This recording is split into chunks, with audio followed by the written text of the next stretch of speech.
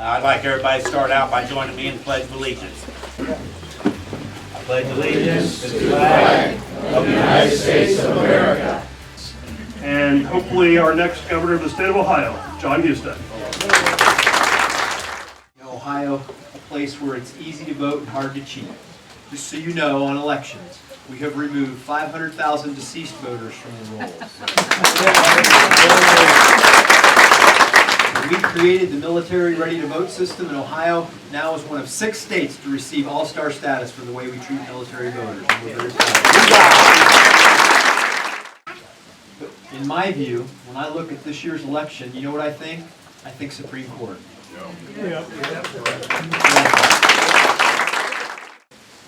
I voted for the original conceal carry law. I helped, as Speaker of the House, override Bob Taft's veto of our reform. And I hope that you all will do what I'm going to do over the next 80-some days, which is to get out there and spread the word and to get freedom-minded people out there to vote in November. Thank you very much.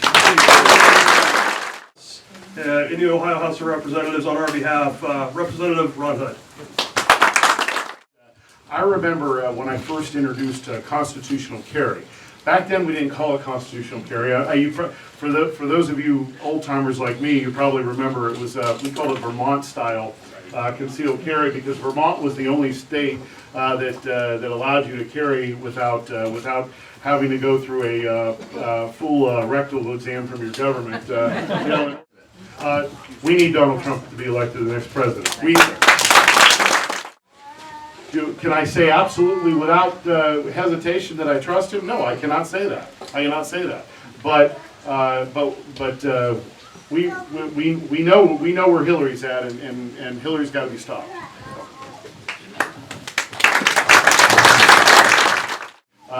We have to believe in our Constitution. The federal government was created by the states, not vice versa.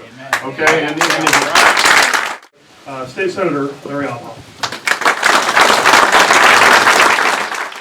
I think even just 20 years ago, there wasn't really much to write home about. We heard about Secretary Husted back when he was Speaker, overriding a veto previously. I think we've done a lot to build on that work over the last few years. We've got some bills pending right now dealing with no-carry zones, trying to get rid of the victim zones, frankly, that exist across the state. The Constitution doesn't say anything about, well, you've got a right to defend yourself if you're in a pre-designated place and have gone through the training required by the government and have gotten the right permits. Either you have the right or you don't. The right to bear arms isn't just an individual right. It's one that shouldn't have to go through so many different hoops. That the people who are trying to enjoy their rights, protect themselves, protect their families, shouldn't have to look up 20 different loopholes. That the Constitution means what it says. It's pretty straightforward, and that's that. So, frankly, anytime you're in Columbus, if you don't have a meeting, anything like that, we all have an open door policy. You can just pop on in, and if we're around, we'll make time to talk to you. So, thank you very much. State Senator Joe Eaker. To quote a famous French philosopher, that Voltaire famously said, "Don't let perfect be the enemy of good." For years, we always say, we'll vote for the devil we know because of the devil, the devil we don't, whatever. This year, it's going to be the absolute opposite. I'm going to vote for the devil I don't know because of the devil I do know. Yeah, right. And I suspect we should all do the same. I will keep you all in my prayers, so I hope you keep me in your prayers as well as we get into the end of the legislative process here at the end of this year. We start over again next year. At the end of this year, all the bills that are pending get wiped out, and we got to start all over again. And bear with us. The best, easiest way to eat an elephant is what? One bite at a time. Thank you.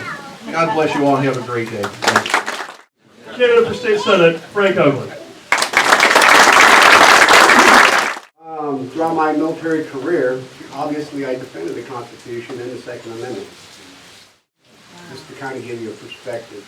I fought for the Constitution, I bled for the Constitution, and I will defend the Constitution when I get into office. No ands, ifs, or buts about it. I was the second wave in Afghanistan. I was the second wave in Iraq. The only reason I wasn't on the first wave on both of those was because I was busy fighting somewhere else at that time.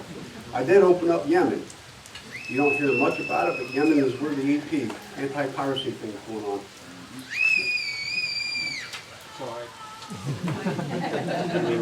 Hey, they're doing what I want to do. After I get finished, everybody's got to go get in a mud puddle. We have to maintain standards. Outside of that, God bless you. Have fun. Try to stay dry. And so here to tell you more about Appleseed, Stephen Brown. Stephen.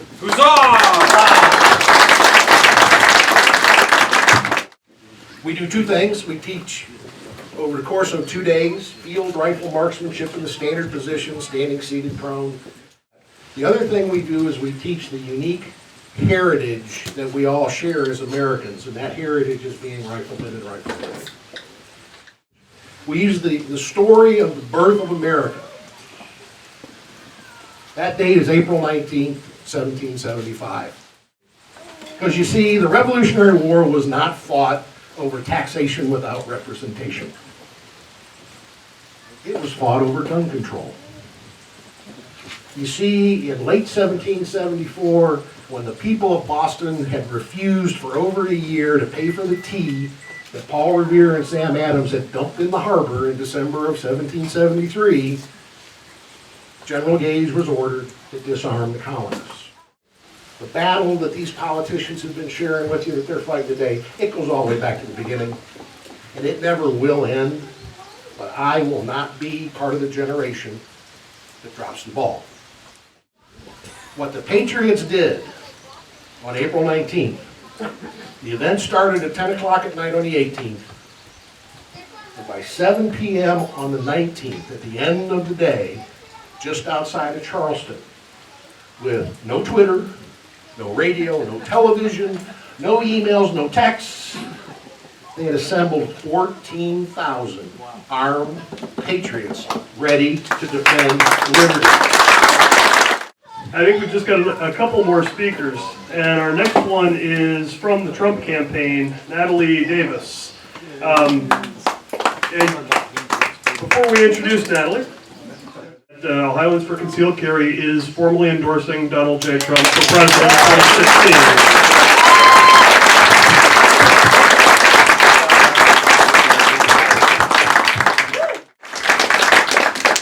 As he said, my name is Nick Knoll. I'm not an office holder.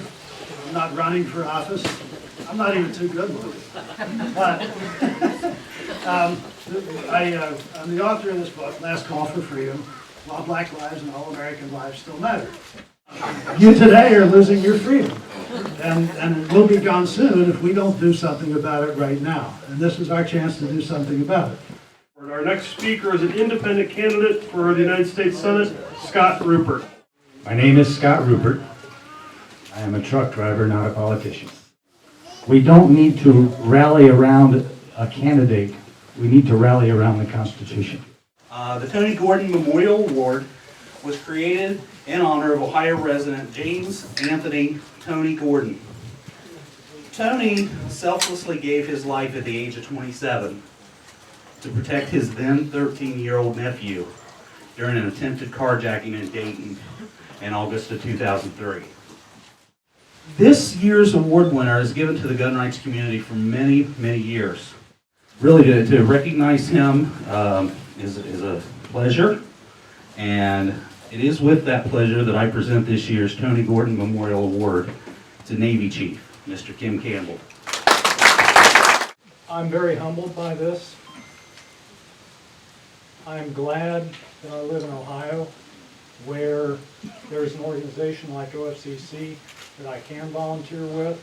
Perhaps now that I am semi-retired, I can make some more advocacy days up in the State House. Needless to say, I will be able to go up to the State House on a little bit more regular basis, and I look forward to beating up our legislators. Hi, Senator. Thank you very much for this. I will try and be worthy of it. Right, our next is going to be Dave Kessler, who's going to give a little bit of litigation update. I think. Dave, you still here? We are now in the Court of Appeals. The case has been fully briefed and has been argued, and I honestly am expecting a decision in that case any time now. All right, so that's where the Oberlin case is. Cleveland felt froggy again in 2014 and decided, notwithstanding 9.68, notwithstanding having sued the state trying to overturn 9.68, they're just going to pass a bunch of gun laws anyway, and they did. Again, OFCC warned them, you can't do this, explained the law to them, said, if you do it, so help us, we're going to sue you. They did it, we sued. So next is our legislative update from Gary Witt. There's Gary. We have currently 13 bills in the House. 4 of them are anti-gun right bills. 8 bills in the Senate with 2 anti-gun bills. What's in line for next year? Notification. We've been trying to get notification repealed. Somebody mentioned Dave, I think, mentioned 9.68. There's a loophole in that, and Dave alluded to it, that you have to prevail. We're trying to get that wording changed to say once legal action starts, then you're going to owe attorney fees if you're wrong. Please, please, please get out and vote. Talk to your friends. Get them to vote. It's a real important election.